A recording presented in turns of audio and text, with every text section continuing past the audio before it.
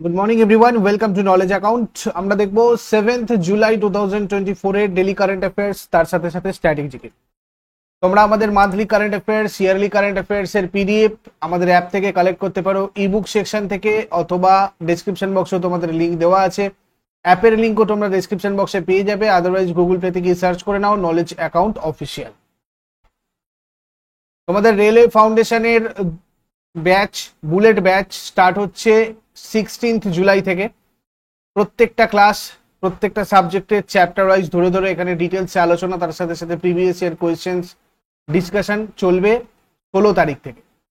তোমাদের special offer 22 জুলাইয়ের আগে পর্যন্ত রয়েছে। তোমরা যদি এটাতে জয়েন করতে চাও এবং কোনো কোয়ারিজ থাকে, সেক্ষেত্রে এই নাম্বারে তোমরা যোগাযোগ করে নেবে। এছাড়া তোমাদের জন্য এসএসসি ফাউন্ডেশন ব্যাচ স্টার্ট হচ্ছে 15ই জুলাই থেকে। তো এখানেও প্রথম থেকে লাইভ ক্লাসে থাকার জন্য তোমরা এই নাম্বারে যোগাযোগ করে জয়েন করে নাও যত তাড়াতাড়ি সম্ভব 22 জুলাইয়ের আগে।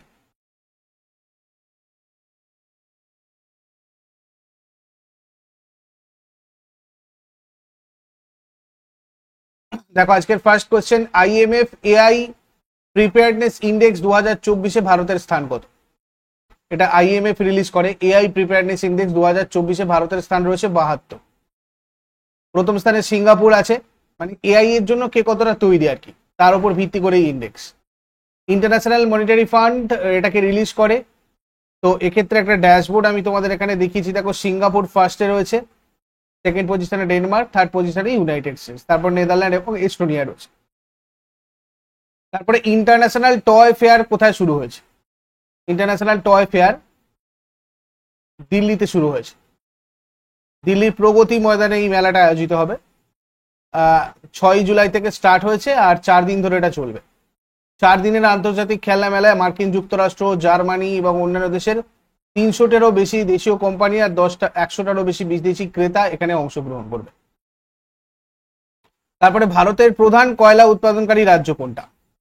প্রধান কয়লা উৎপাদনকারী রাজ্য হচ্ছে ঝাড়খণ্ড। কয়লার অঙ্গার বা কার্বনের পরিমাণের তারতম্যের ভিত্তিতে কয়লাকে প্রধানত 4 ভাগে ভাগ করা হয়: পিট কয়লা, লিগনাইট, বিটুমিনাস আর অ্যান্থ্রাসাইট। পিট কয়লার রং হচ্ছে উদ্ভিদের আঁশযুক্ত বাদামি বর্ণের, এখানে কার্বনের পরিমাণ খুব কম, সব থেকে নিম্নমানের কয়লা। লিগনাইটে কার্বন থাকে 30 থেকে 50%, বাদামি বর্ণের হয়। বিটুমিনাস কালো রঙের হয়, 50 থেকে 85% এতে কার্বন থাকে। অ্যান্থ্রাসাইট উজ্জ্বল কালো রঙের হয়, কার্বনের পরিমাণ থাকে এখানে 80 থেকে 95%। আর largest coal producer states in India 2024-এ কয়লা উৎপাদনের দিক থেকে যদি আমরা দেখি, প্রথম স্থানে ঝাড়খণ্ড আছে, আর এখানে ওয়েস্ট বেঙ্গল আছে 4 নম্বর। এই দুটো পজিশন তোমরা একটু ভালো করে মনে রেখো। আর যদি আমরা কোল রিজার্ভ কান্ট্রিজ দেখি, আমাদের গোটা পৃথিবীতে কয়লা মজুদ আছে কোন দেশে কতটা, সেই অনুযায়ী যদি আমরা সাজাই, তাহলে সব থেকে বেশি আছে ইউনাইটেড স্টেটসে, আর সেক্ষেত্রে আমাদের ভারত আছে 5 নম্বরে। ওকে, আর একটা জিনিস, মেজর কোল প্রডিউসিং ডিস্ট্রিক্ট উত্তরপ্রদেশের সোনভদ্রা, এটা রাখবে পাশাপাশি।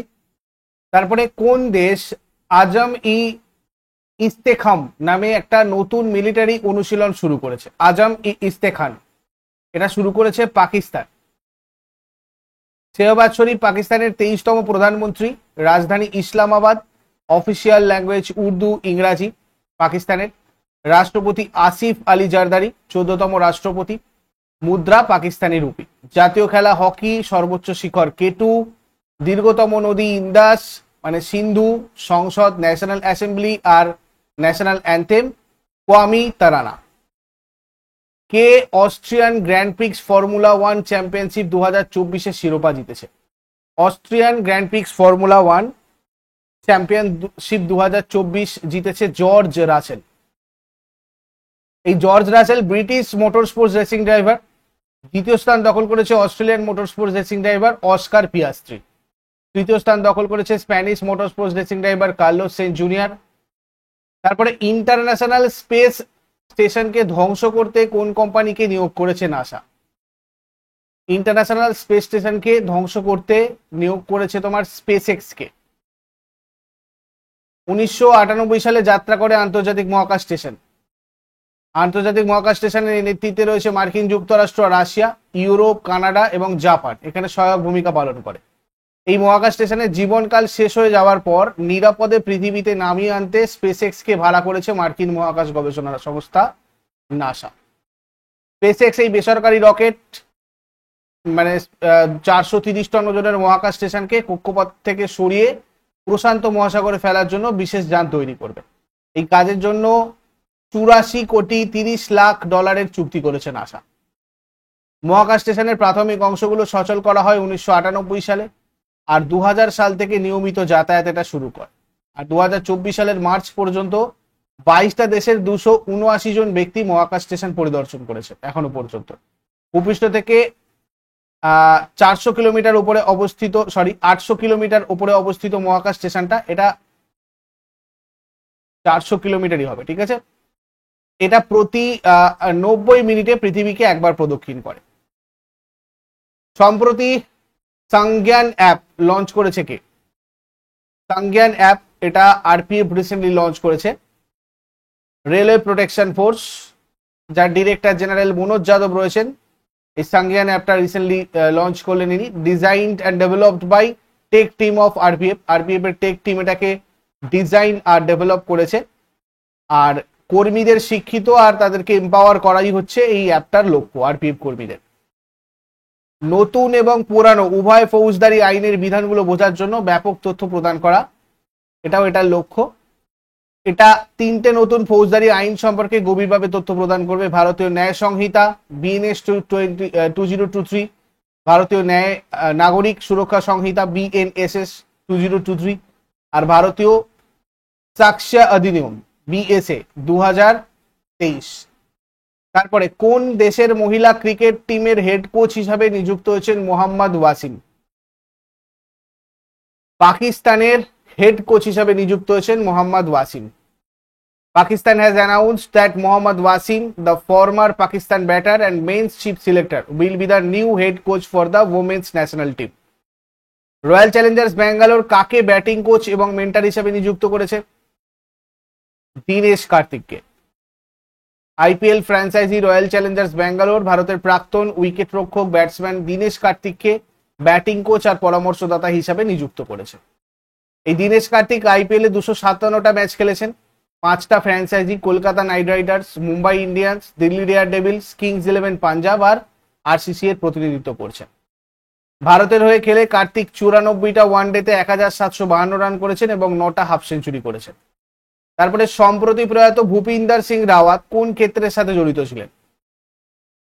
ফুটবলের সাথে জড়িত ছিলেন ভূপিন্দর সিং রাওয়াত, যিনি সম্প্রতি প্রয়াত হয়েছে।